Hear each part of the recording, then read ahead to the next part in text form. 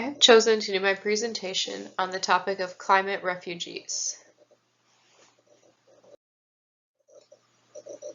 The term refugee was defined in the 1951 Geneva Convention as persons with, quote, well-founded fear of being persecuted for reasons of race, religion, nationality, membership of a particular social group, or political opinion, end quote.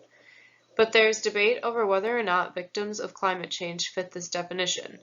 Some argue that you can't be considered a refugee if you have the potential to return home, but others argue that there's no certainty that these people ever will be able to return. Island nations are a specific set of countries impacted by this issue.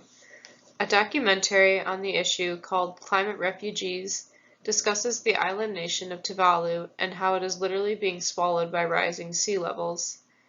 The people on this island see the environment as a foe and feel compelled to leave their sinking homes.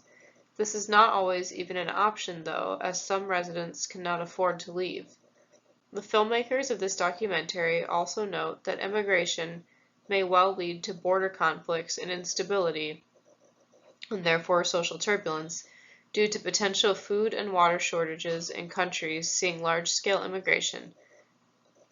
Some argue that the powerful first world countries contribute the most to climate change and so should offer to help those in the third world, who often lack the power and resources to escape.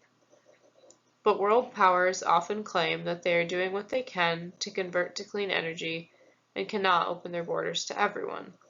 Thus, this issue is really not being addressed or given the attention that it should.